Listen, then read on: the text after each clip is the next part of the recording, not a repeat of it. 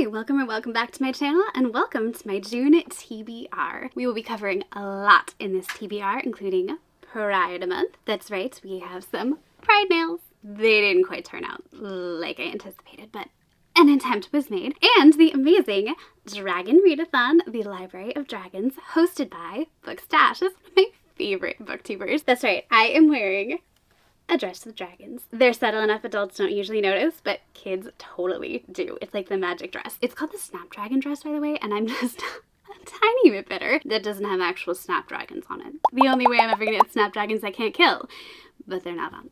But the dragons are here with us, as is a dragon egg. I love a good prop. Wait till you see the actual dragon egg I got. But I can't actually lift it, so you're gonna have to wait for the actual library. And I know you're looking behind me and going, what do you mean we're not in your library? You're in my bedroom. This is not the library. You'll be hopefully seeing the library later this month, which is why you're not getting a May wrap-up. Instead, I built a library and gave myself an ulcer, according to my gastroenterologist. It was a great month. Anyway, we have a whole bunch of challenges to fill. When I popped on Ash's channel and left like a little message, she was like, you know, you don't have to do all of them. You know, the most you can read is 19. You can just pick one from each little like category. If you read 19 books for this, I'll be both impressed and shocked, but mostly impressed. Challenge accepted, Ash. I love Ash so much. Please go check out her channel. I will leave the video link below so you can join me in this super fun readathon. In the first chapter, we like made our dragon. It was super fun. Mine's all pink and sparkly, and you're not shocked to hear this. I'm not shocked to hear this. We heal, we don't fight. It's gonna be a disaster when that part comes. Now we're building our realm.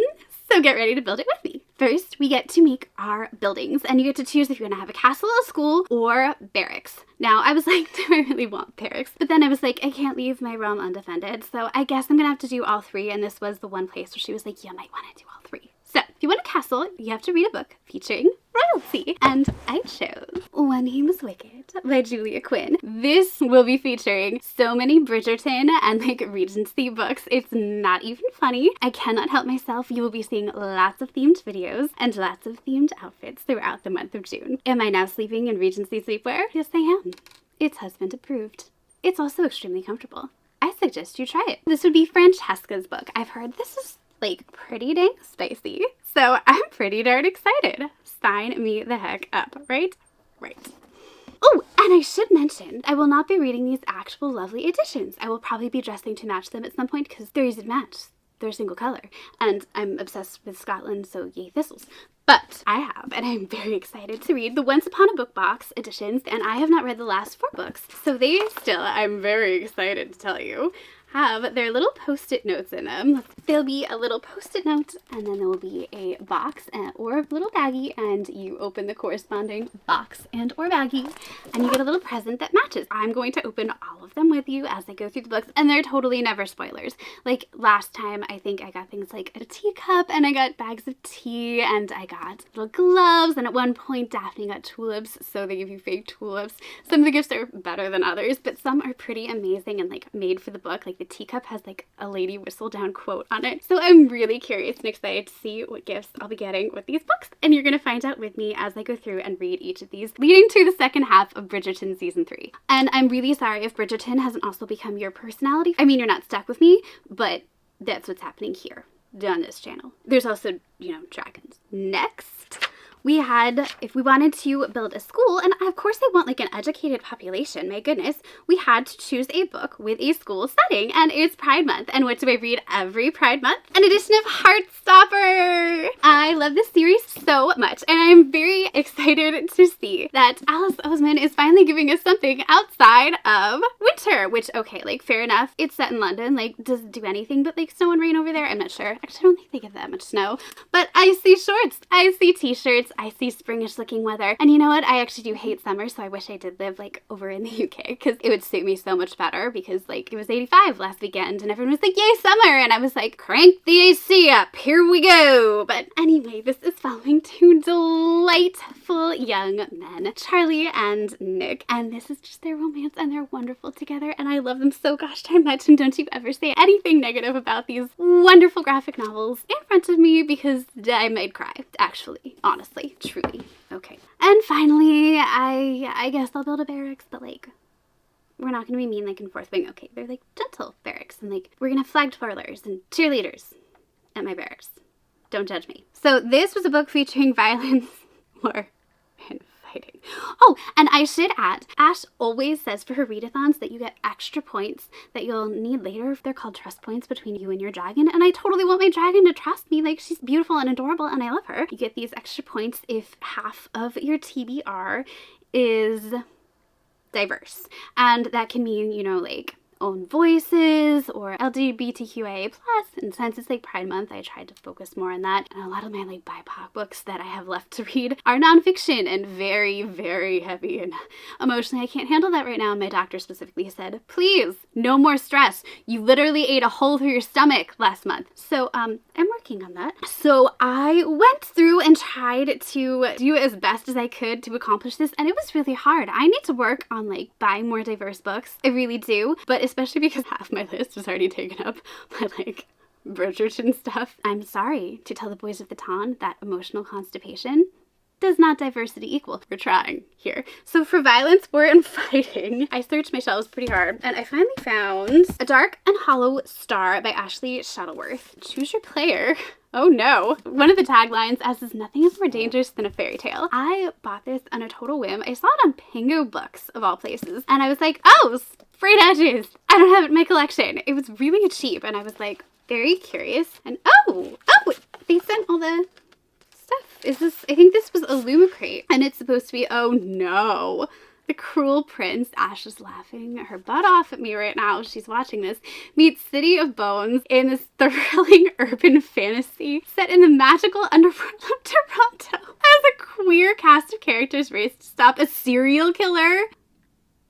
I'm in so much trouble, y'all. Whose crimes could expose the hidden world of fairies to humans. All I knew about this so far was that there was violence, and that like the Fae world was in danger of being exposed to humans, and that there was a queer cast. And I was like, off the shelf you come. Oh, we have a whole like letter from the author and everything. This is super cute. Okay, well, oh, these must be our main characters. Hey, there's a redhead in a pink dress. Look, my hair is actually much darker than usual right now because we're trying to like nurse it back to health. I'm totally gonna get like those halo hair extensions, mark my words. Okay, so basically for centuries and centuries and centuries in Toronto, there's been like 8 courts of the folks, capital F, y'all know what I mean. And they've concealed their magic, and this is like according to the law, what you must do, right? And this has kept like peace amongst everyone and all the courts, and things are doing great until there's this series of like gruesome ritualistic murders, and somehow these are threatening to expose the courts and the Fae to all the humans, and this would be bad. Humans do terrible things when people are different. We know this. We know this. So apparently this is about the 4 queer teens who each hold one key piece to the truth behind these murders, and they have to form like a little alliance to track down the mysterious killer. I love this. This is going to be a train wreck, and I am so excited. Do you remember what being a teenager was like? Do you remember those hormones? I do. Okay, I was straight and I was confused. Yada yada yada. You know, if they fail, they risk destruction of their world, the human world, blah blah blah. And if that's not bad enough, there's a war brewing between the mortal realm and the immortal realm, and one of these teens is destined to tip the scales. The only question is, which way? I don't know why this has just been sitting on my shelves. I don't know what compelled me to buy this book. It would have been perfect for another prompt, in fact, but you know what? We're going for war and violence because murder! Gruesome ritualistic killings. I'm positive this fits the description. Next up, we got to pick what kind of tavern we wanted in our world.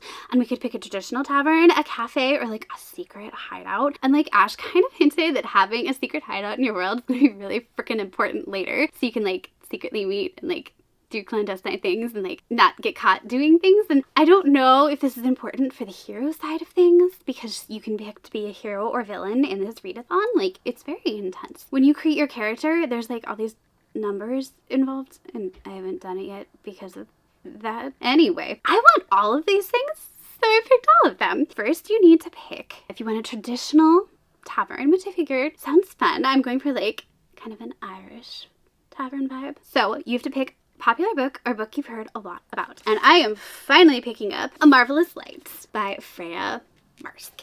So I have heard great things about this. I could have literally picked this for the beautiful cover one. Like, I know it's not a special edition or anything, but there is something about this that I just think I want this as wallpaper. I love prints like this so much. So this is about a guy named Robin, and he is like, he's busy, okay? He's got a lot going on. He's struggling to be a good older brother. He is trying to be a responsible employer, and he's the harried baronet. That's right, we got a little lordly royalness going on here. I don't know what a baronet is, okay? Like, they have barons, it's a baronet, of a seat gutted by his late parents' excess. However, what starts the book off is apparently there's just like administrative mistake that names him the civil service liaison to this hidden magical society. And all of a sudden, it's like, oh, hi, cool, so magic, it's real!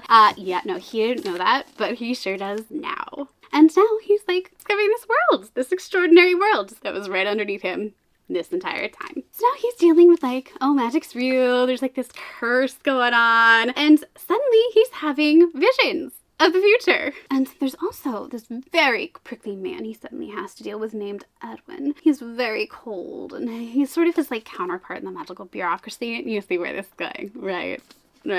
Right, you see them. Yes, right. Robin's predecessor, by the way, just completely and totally like up and disappeared. Sketch, totally sketch. And it's like the mystery about this guy that starts to like reveal all these old truths about like the oldest stories, with the land that they live on and what binds them to it. You know it's going to be a disaster. I know it's going to be a disaster. And of course, Robin and Edwin are now thrown together, and they're going to have to solve what suddenly threatens them and every magician on the British Isles. Because, you know, we have to go from like 1 to 1,000, or it's just no fun at all. So honestly, I'm here for it. I think it's going to be so much fun. I have no idea how spicy or steamy it is. I don't mind if it's like more sweet. Sometimes I'm fine with that. I did like skim this just a tiny bit before, and the writing is just lovely. It has this like elevated, slightly formal feel, and it's perfect for my Bridgerton era. So I'm totally psyched. This is not going to be at the end of my TBR, I'll tell you that much. Next up, if you wanted a cafe, you needed to pick a book that reminded you of your favorite treat or that's set in a cafe. So I did both. I picked up Bookshops and Bonedust. Okay, my favorite treat is technically my mother's cheesecake. You're not gonna find that in a freaking book, okay? First of all, it's a secret family recipe. I am only allowed to tell it to my daughter when she comes of age. But this prequel to Legends and Lattes, Bookshops and Bonedust takes place in a bookshop. I'm pretty sure it's like a bookshop cafe, but it's in a seaside town. And my other favorite treat is ice cream. I'm a sucker for ice cream. There's always Ben & Jerry's in my freezer, and usually like a secondhand book next to it. Right now, there's this amazing copy of the Blue Fairy book from the 1920s with color plates in her book bag next to my chocolate chip cookie dough. It's a weird house, all right? It's a weird house. I feel like this 100% fits the vibes. You can laugh at me. It's fine. I'm laughing at me. But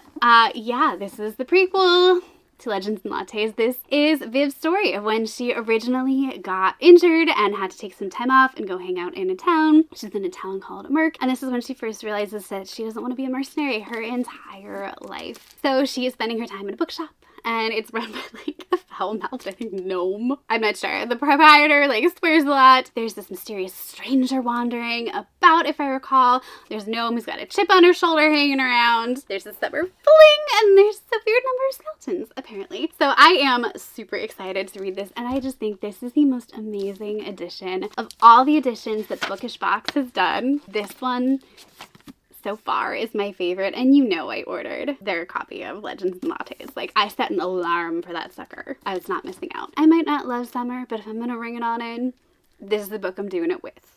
Next up, we also had to, if we wanted to get that hideout space, like maybe beneath the tavern. She described it like in the place like in Mistborn, where they had like a tavern and then like hidden places beneath the tavern, or like a hidden tavern completely. You had to read a book featuring misfits or crime or hidden motives or rebellion, which is basically every freaking fantasy book that exists, but the one that really I thought was perfect for it is the new updated version of Six of Crows, A Tempest of Tea by Hafsa Faisal. And this is, of course, about the lovely little tea cafe, which would have fit for the last one now that I think about it. So you're allowed to double up on prompts too. Why would I do that and make my life easier? This I'm so excited for. So this is basically about a girl who runs like a lovely little tea shop by day, and it turns into like a vampire blends in by night. But eventually she finds out that she's kind of like gonna be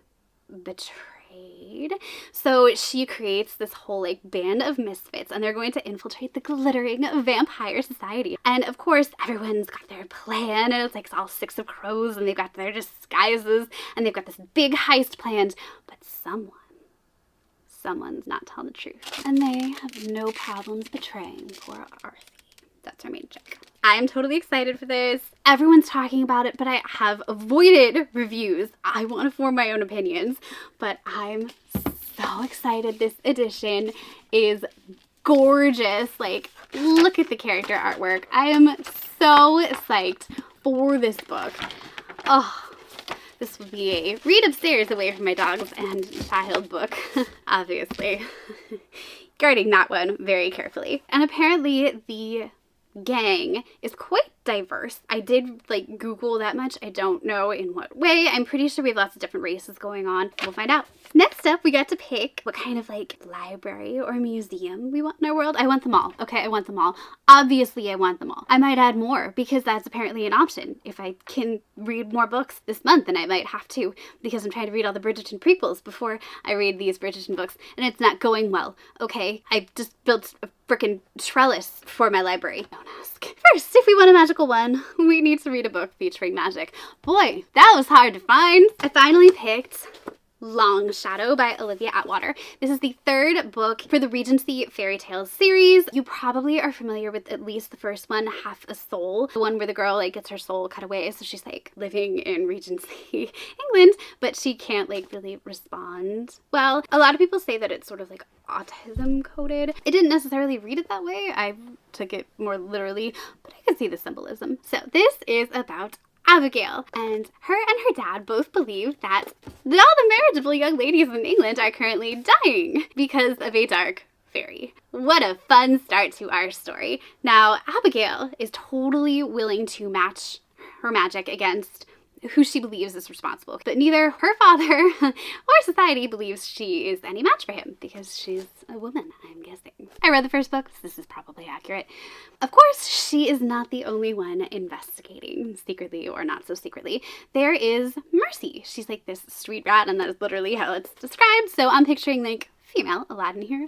Allow me to have it. And she's also a self-taught magician, so her and Abigail team up so they can go solve this mystery, track whoever this guy is down, and see who's really behind everything. Mercy's unpredictable. Her magic's kind of strange and foreboding, but of course, the biggest danger she probably poses is the one to Abigail's heart. That's right, we finally have a sapphic Regency fairy tale from Olivia Atwater, and I am excited. If you read the first one of these books, like I did, and then like forgot they existed, like I did, here's your reminder they exist, and it's a great time to read them while you are in your Regency era. Yes, you're going to see the second one later in the video. It just didn't fit any of the prompts before this.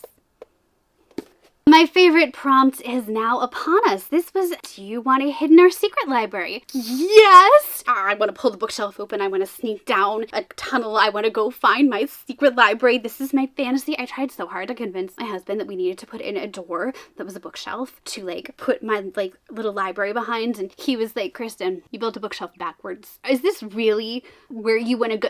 No. Okay.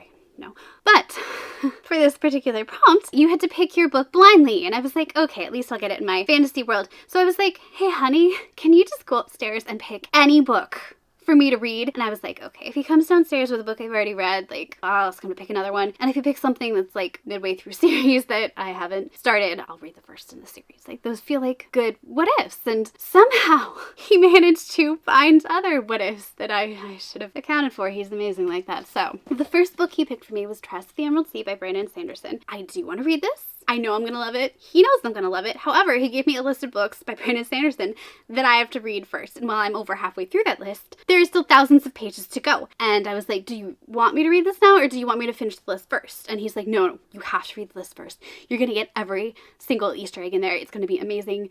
I'm putting it back. I was like, okay. And he's like, no worries. I picked out a backup. And I was like, oh, honey, you're so thoughtful. That's fantastic.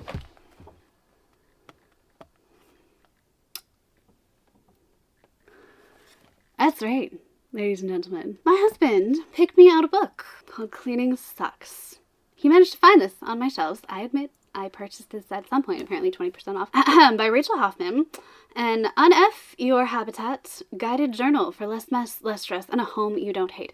My husband brought me down a book on cleaning. So apparently he thinks my housekeeping habits have been subpar lately. That's great. Cleaning Sucks. Thank you, honey. Yeah, no, I will not be reading this because it is a journal that you're supposed to do over like months.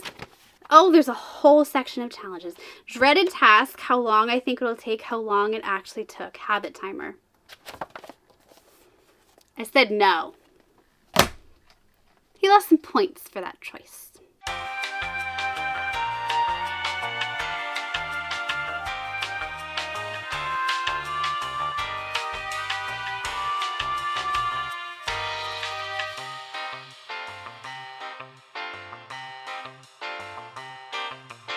Book he finally picked after all these disasters was The Familiars by Adam J. Epstein and Andrew Jacobson, which is on my shelves of middle grade books that I'm collecting to read aloud to my daughter when she gets old enough. Nice big text. I gave up, okay? Like, he was going to fail at this again and again and again, clearly. So you know what? I like a good ages 8 to 12 book occasionally. The question this book poses is the kingdom's fate in the hands of an orphan cat? Yeah. Great. So this all starts off with Aldwin, a cat who's running to save his life, ducks into a pet store. Minutes later, an actual wizard comes in and he's looking familiar, looks at the cat, thinks he's cute, it's like, hey, I'm gonna pick him, and Aldwin's like, okay, I'll play along, I'll pretend to be a familiar. He just has to convince the other familiars, know-it-all blue jay named Skylar, and a friendly tree frog named Gilbert, that he is the all-powerful cat he is pretending to be. Then the unthinkable happens, and Jack and 2 other young wizards, I assume the wizards who belong to these 2, are captured by the evil queen of Vastia on the thrilling quest to save their loyals. Oh, that's what a familiar's owner's called, a loyal. I like that. That's cute. The familiars face dangerous foes, a shocking centuries-old secret, and discover a destiny that will change Vastia forever. So they get to have a nice little adventure with edge-of-your-seat action and laugh-out-loud humor. I mean, it's probably going to be adorable. Do I necessarily want to read like a little middle grade fantasy right at this moment? Not necessarily. And is my daughter going to let me read this aloud to her? No. She hates reading currently. Right now, she will stand Amelia Bedelia, one single book right now. At least I will not be journaling about cleaning and performing cleaning challenges every single day for the next month. Finally, if I want a personal library, you get to read a book you've been meaning to get to. And I chose, this is such a perfect book for this month, okay? A Lady for a Duke by Alexis Hall. If you've read Boyfriend Material, this is the author who wrote that one. I haven't read that one, but this one sounds so good. So this is about Viola, who, when she was pronounced dead at Waterloo, she decided she was finally going to take on the persona that she wants. She was at last going to live as herself, but of course her freedom came with a price, and she had to give up her wealth, her title, and her closest companion. Oh. And that was, of course, Justin DeVere, the Duke of Gracewood. When their families finally reconnect years after the war, Viola learns kind of how painful that loss truly was, because Gracewood was like shattered without her, okay? He is so like deep in his grief that she barely recognizes this man. He is like that dark, brooding, and normally we find that sexy, but not when it's because he's like depressed and grieving, all right? That's not what we want. Okay, so she tries so hard to like bring him out of his shell, bring him back to life, and all of a sudden like fresh desires sort of give new names to old feelings, if you take my meaning. Feelings that once would have been impossible and are technically still impossible, but she kind of can't deny them, even if they cost her everything all over again. So yes, this is definitely hitting that diversity thing.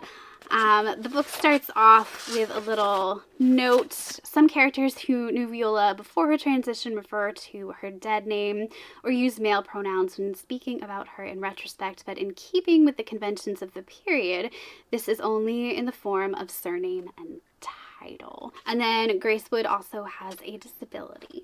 So lots of representation in here, and Regency, Regency, Regency. I'm taking all my boxes with this one, and tell me this is not like also totally Beauty and the Beast inspired in terms of the cover. I'm psyched for this one. Up next, we got to pick which monument we wanted in our like town square, and this was where I could have like just picked one, but why stop now? So if we wanted an animal or a dragon, we had to pick a book off of our dragons vibe. I went with To Sir Phillip with Love. First of all, love is in the title. She is loving, she is caring, she is generous, she's a healing dragon. We have books. I feel like she would be my companion for every time I read. Of course, this is another Julia Quinn Bridgerton book, by the way. Okay, this is Eloise's book. And also, she is partially blue and she does have like glittery flecks on her. So I feel like this is perfect for my dragon. Obviously, if you're not up to date with Bridgerton books, I'm just gonna let you know this is about Eloise. This is the 5th Bridgerton sibling. This is the, okay, she comes after Daphne, so she's the second daughter. She's like slightly more rebellious, not quite as much as they show it in the show, I don't think, at least I didn't pick up on that. So this is her romance, and it's got like some Sound of Music vibes-ish. So if that sounds good to you, keep reading the books. I feel like Sound of Music also kind of has that cottagecore vibe that would very much suit my dragon. So if you want a person, I feel like, okay, I want my person in my square to be completely mysterious. Nobody knows who it is. I want a mystery somewhere in my kingdom. This is it. So this has to be a book that was published 10+ years ago. And this is a book that I randomly found in a thrift store. I think I picked it completely based on the cover. It was published in 2010. It's called Shades of Milk and Honey, and I was like, Regency! And I like yanked it off my shelf. I'm a little wild right now about Regency stuff. It's fine, it's fine. But look at the cover. Look at it. Is that not music magic? I'm like, gimme. So this is by Mary Robinette Kowell, who I've never heard of, which makes me even more excited. But it's blurbed by the Jane Austen Center, and it says Shades of Milk and Honey could easily fit into Austen's canon, except of course for the inclusion of magic. Sold. And so basically it really is like Jane Austen's world, and it's about a girl named Jane. She's a woman kind of ahead of her time, and everything is basically like Regency times. Everyone's vying for the attention men. They want husbands, except Jane and her sister Melody are absolutely in the marriage mart, so to speak. But they also are working on like their glamour magic. That is really important to hosting good parties. You want to be able to set good smells and like have pleasant sounds going around, and there are even like magicians to go around and create beautiful illusions for balls and things like that. It sounds amazing. Now, Melody, all for it. Jane, however, she's not so into it. Melody is the beautiful one. It's fine. Let her go find her husband. Jane, however, she is 28. She's kind of like resigned herself to her fate, even though she is the one who is like really good at this magic, okay? She's got the good glamour magic. But of course, there has to be a problem, and her family's honor is threatened, so she decides to push her skills to her limit to set things right, and that is when she catches someone's eye and wanders into a love story of her own. I have not heard anyone talk about this book. I don't think I've seen this book anywhere. Boy, does it feel like something random you'd find in a personal library. I look forward to finding out more about it because it is the most random choice I could have made, I think. And finally, if you want a fountain, which I think fountains are always lovely, you want the bubbling fountain. You need the Belle scene, right? You know, she's sitting there, she's reading her book, the sheep come up to her. You better not eat my book, sheep. Do not. Okay, I need the words on that page. It looks like you're eating a picture. I know there's words in the back. You're fooling no one. I had to choose a standout cover, and for this I chose Fathomfolk by Eliza Chan, and I chose this for like a couple reasons. Yes, it's a gorgeous cover, okay, and it is stunning. But my husband mentioned that he thought that it was actually really beautiful, like without, that the naked hardback was really gorgeous. And I agree with him, but I realized I don't have any books with dragons, and I thought this was probably the most beautiful cover that I have with a dragon on it. And it also had diversity representation in it. So this felt like the right combination of things, if that makes sense to you. So this is about this city that is basically sort of a safe haven for humanity. If something goes wrong, this is where you run and seek like sanctuary, right? And it basically has two parts to the city, which is shown better here. You've got the nice human part that is above water, and then you've got the place for the Fathomfolk, which is where all the sirens and the mermaids and like the kraken and all the magical Fathomfolk live. And it's not as nice down there, okay? The humans, they're literally on top. They've got the shining walkways and the fancy buildings and all the nice stuff. And they have all the power, and they kind of have all these rules for the Fathomfolk, and their waters are polluted, and it's not great for the Fathomfolk. This is about a half siren named Mira, and she's trying to make things better for the Fathomfolk. She's in a good position, right? She's half human. She's in a position in the border guard, so she has a chance to, like, work her way up, talk to people who have power, and things are going great. She's making some progress when Naomi, a water dragon, is kind of exiled to the city, and she's like Fathomfolk royalty, basically. So of course Naomi's not going to be like quiet about things, you know? And of course then there are these like extremists. There's always a rebellion, right? And they decide to sabotage this annual boat race, and it really destroys the relationship between the humans and the Fathomfolk that poor Mira has been working so hard to repair. Like, come on, guys. We can do this. We can get along. No, apparently we can't. And all of the rights of the Fathomfolk are being like clamped down upon and like taken away. And Mira and Nami, the new water dragon, kind of have to decide, okay, which side are we on? How are we dealing with this? Do we even help the city or do we let it drown? Yay. It sounds summery. It's got dragons. It's got the whole rebellious feel to it. No, it's not gonna be part of my Regency stuff, but I think it sounds really good for the whole dragon readathon part, and I really don't have any other books near with dragons, so token dragon book.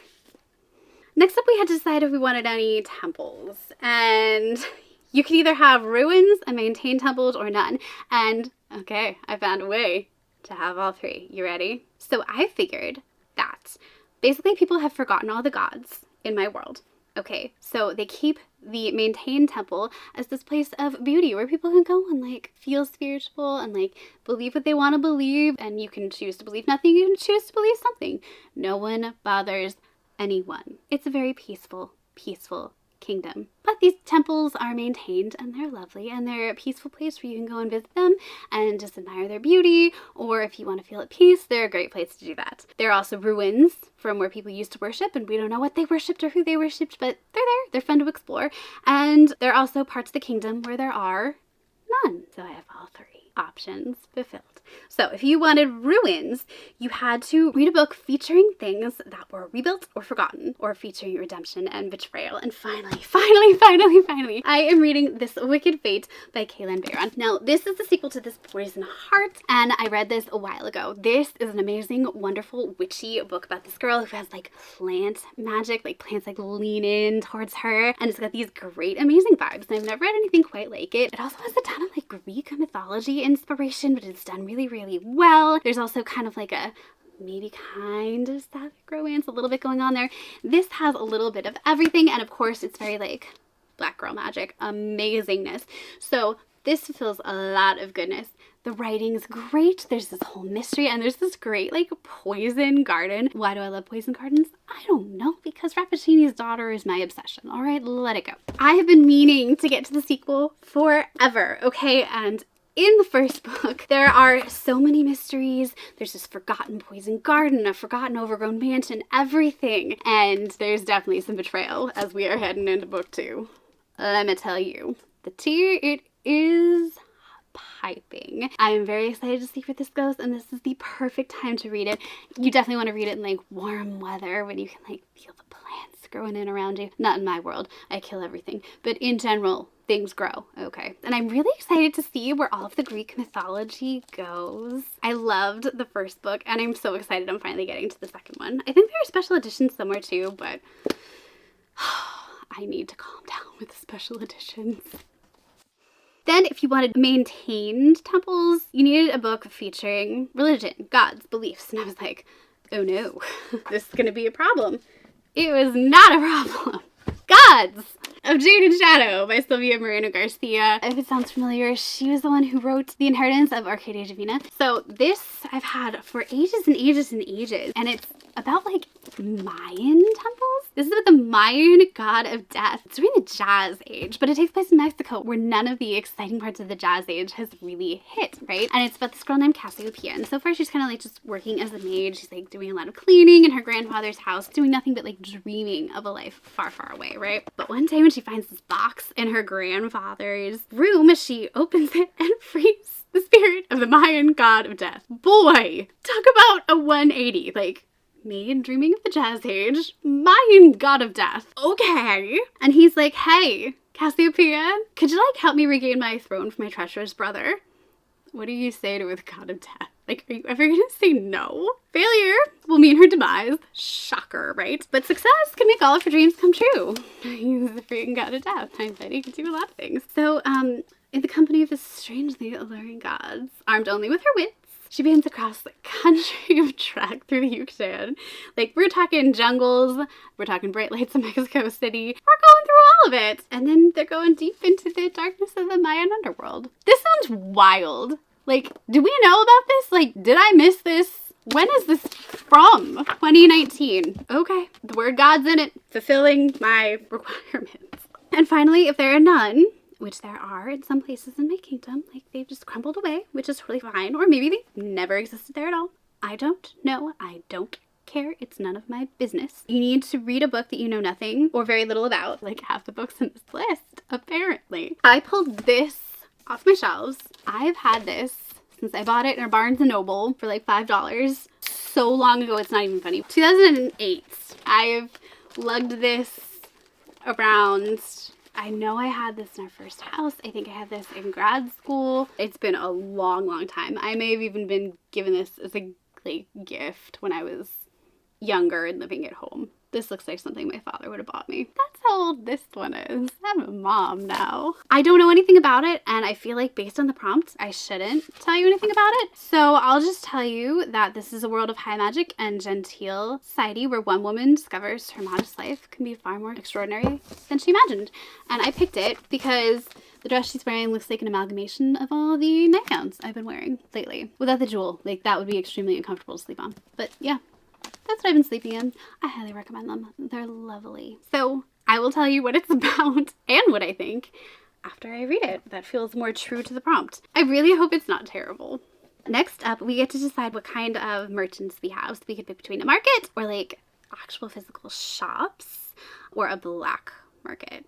And I was like, do I want a black market? But I feel like she's gonna make it so we need all these things at some point. So I want them all. So I'm gonna have them all. I want a vibrant market where people can like trade and like bring their like artisan stuff. And I want, of course, like shops because like I need a modiste. Okay. Yeah, Bridgerton. I know. It's a problem. And I guess we're gonna have a black market. I suppose if you live in a place of magic, it's always going to happen. Okay, here we go. If you want a market, you need to read something that features joy, celebration, and culture. And I chose On the Way to the Wedding. They're going on their way to the wedding! Obviously, this is the last Bridgerton book. This is Gregory's book, and it's going to be joyful. There's going to be a wedding, and it's pretty, and it's cute, and I'm excited. There's definitely be a celebration, and Bridgerton is now a culture in and of itself. So say I. For shops, you need to read a book you recently acquired. And I recently bought both Long Shadow and 10,000 Stitches because Regency Fairy Tales. And I was like, oh, I remember those exist. I should finish this. So I'll be reading 10,000 Stitches by Olivia Atwater. This is the second book in the series.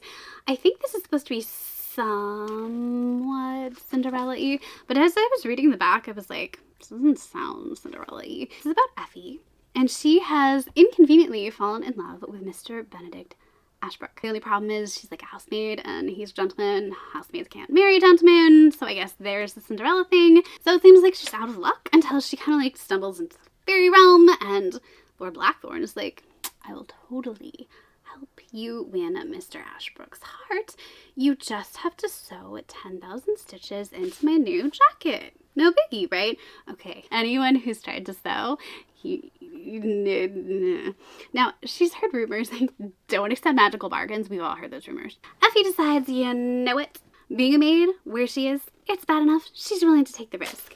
So she has 100 days and 10,000 stitches to make Mr. Ashbrook fall in love and propose.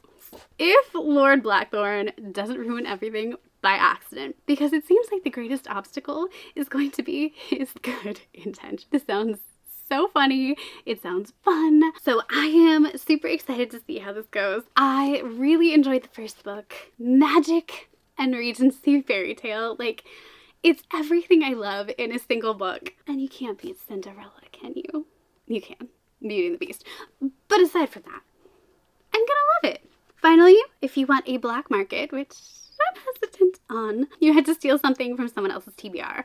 This book I'm not hesitant on at all. I'm stealing this from Kyla's TBR at Infinite Library and is darling and adorable and actually knows the author, which is so cool. Frances White. This is called Voyage of the Damned. Look at the pretty cover. And check out this map. I think this is the best map I have ever seen in a book. This is like a queer murder mystery that takes place on a ship.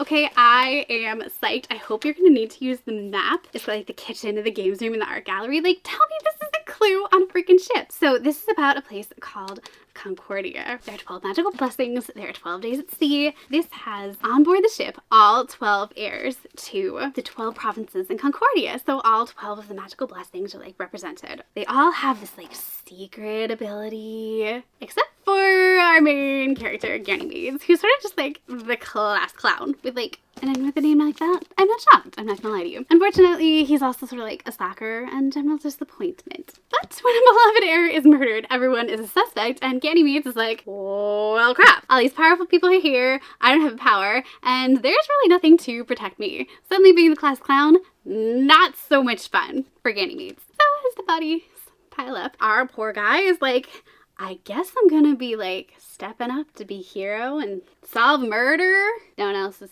volunteering. Okay, I guess I'm doing it now. And so he now needs to like solve the murder before they reach, ground, so the empire doesn't freaking fall. Good luck to Ganymede. Apparently we've got all kinds of like queer stuff going on in here. It's gonna be fun, it's gonna be funny. I hope the murders aren't scary. I'm hoping for a really good time despite the bodies piling up. I'm really hoping for like Clue vibes, but we'll see. May Tim Curry be with us all. And finally, the one book that we could not choose. You can only pick one homestead, which I feel like, fine. I would like a beach house or a lake house, perhaps. Like, we all need a vacation sometimes, Ash, but fine. You had to choose a homestead. You can pick a lavish homestead, you can pick a substantial homestead, or you can pick a humble homestead. If it's my kingdom, I'm gonna be a gosh darn princess living in a castle. My dragon deserves the best. I needed to choose a book with gems, gold, silver, or foiled cover. Your girl understood the assignment. I will be reading It's in His Kiss by Julia Quinn. This is Hyacinth's book, and I will be enjoying myself thoroughly. How could I not? The book is pink and has gems on it. It's a guaranteed win for me. Okay. You knew I was going lavish. We all knew I was going lavish. This is not a surprise for me and my dragon. If you are still here, thank you so much for joining me for this. Please check out the Dragon Readathon. It's called The Library of Dragons on Books to Ash's channel. Ash is amazing. She has the most deadpan humor you've ever seen in your life. If you feel like you are missing certain books on this channel, she probably has them. She's a more serious reader. She does manga. She does sci-fi. She liked The Cruel Prince. Yeah, that should tell you everything you need to know about the difference in our reading taste. But that is all for me today. I will let you get back to your book, and I'll be getting back to mine. I really need to finish the Bridgerton prequels, which were actually written after the Bridgerton books. I guess that's how it works with prequels, which I find so confusing. But that's okay. What is time anyway? Also, a reminder, if you do want to join the Dragon Readathon, you have until November, until the next leg of this thing, and you really do only have to read 7 books to finish it, not 19, so definitely check it out. I think it's going to be so much fun. Anyway, I'll see you guys next time. Bye. Oh man, maybe my husband was right about the cleaning book. There's totally dust on the top of this egg.